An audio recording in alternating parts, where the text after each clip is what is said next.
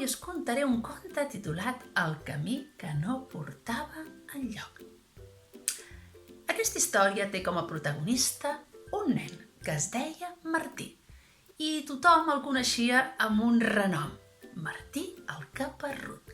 I sabeu per què li deien que era caparrut? Doncs perquè era molt i molt tossut.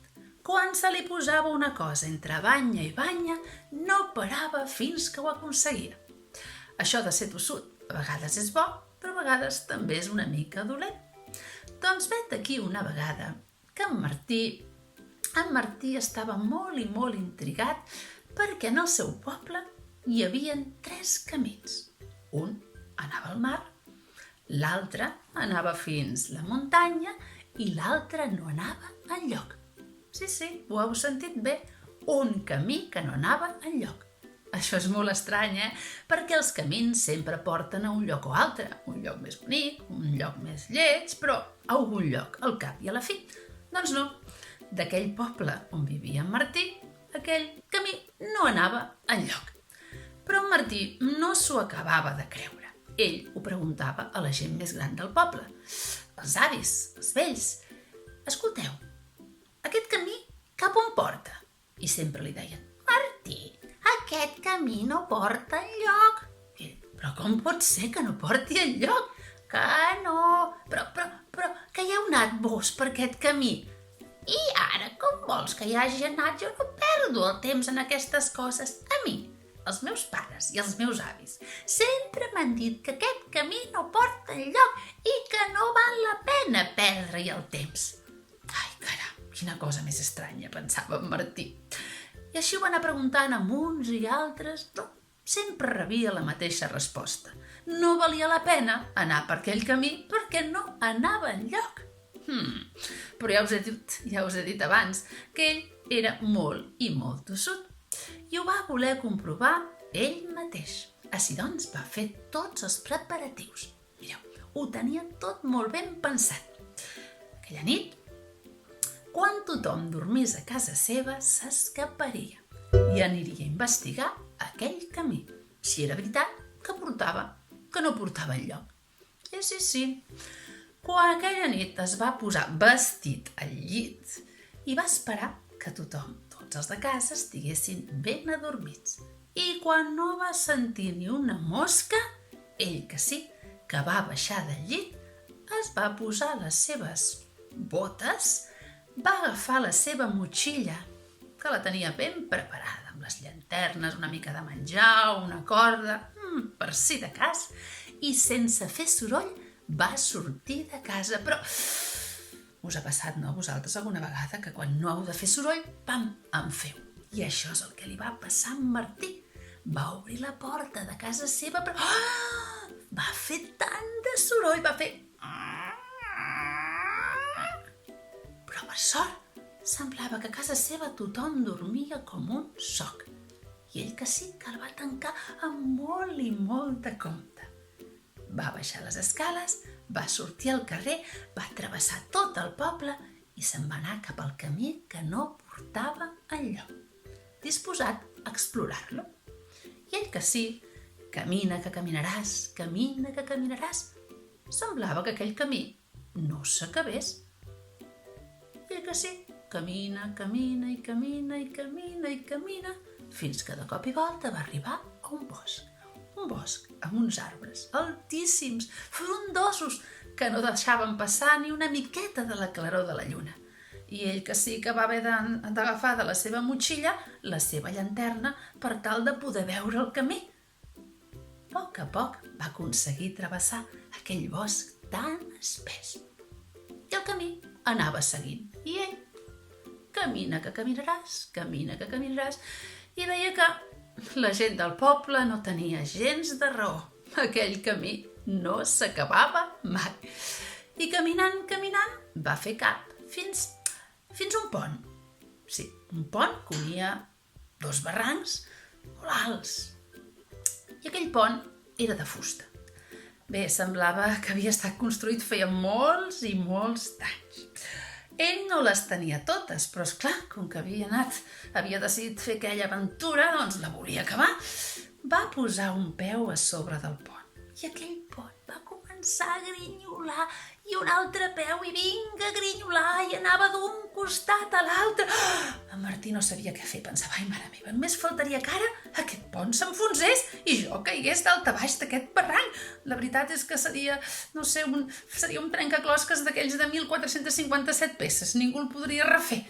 Però ell que sí, que com que era tossut va dir, jo el passaré. I sí, ara un peu, ara un altre, ara un peu, ara un altre, en Martí va aconseguir travessar aquell pont. I apa tu, a seguir caminant.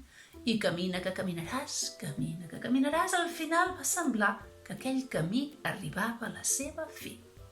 Aquell camí s'acabava justament davant d'un jardí, d'una casa, una mena de palau. En Martí va obrir la porta de ferro vella, i va entrar dins d'aquell jardí. Va guaitar a dreta i a esquerra i al seu davant s'alçava un palau, una casa preciosa, i allà en una finestra va veure una cara, una dona que va obrir la finestra i li va dir, Martí, passa. I en Martí, a mi? Sí, Martí, t'estava esperant. I en Martí, a mi? Però si jo no la conec. Martí, vinga, entra.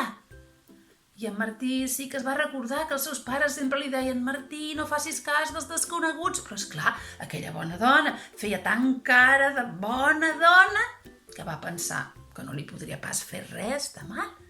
I sí, va entrar dins de la casa i allà va quedar meravellat. Sabeu per què? Perquè aquella casa estava plena de tresors. Aquella dona el va acompanyar per totes les estances. I en una hi havia monedes d'or, l'altra de plata, l'altra joies, brillants, perles, tots els tresors que us pugueu imaginar. I quan ella li va haver acabat d'ensenyar tota la casa, li va dir Martí, agafa tot el que vulguis. I en Martí no s'ho va fer dir dues vegades. Va buidar la seva motxilla i va començar a posar tot el que li va semblar, tot el que li cabia, que si joies, que si pedres precioses, que si monedes d'or, tot cap allà. I quan ja no va tenir cap lloc per posar més diners, ni monedes, ni joies, perquè tenia les butxaques plenes i tenia la motxilla gairebé que rebentava, va dir, doncs ja està, ja no voldria res més. I aquella dona li va dir, doncs ara, Martí, ja pots marxar. I a Martí li va donar les gràcies i va marxar. I va recórrer tot el camí a l'inversa, carregat com una mula. Camina que caminaràs, el primer que es va trobar va ser aquell pont. Oh, com no hi havia pensat en Martí! Ostres, si l'altra vegada havia grinyolat tant i era tan vell, ara que anava carregat, doncs la veritat és que tenia poques probabilitats que aquell pont no s'esfondrés. Però ell que sí que va dir, mira, passaré a poc i potser amb una mica de sort avui no s'enfonsarà. I ell que sí, que ara un peu, ara un altre, ara un peu, ara un altre. No va fer cas dels grinyols que feia aquell pont que es movia d'un costat a l'altre, que va aconseguir travessar-lo. M'ha anat de poc. I ell que sí, que va seguir caminant.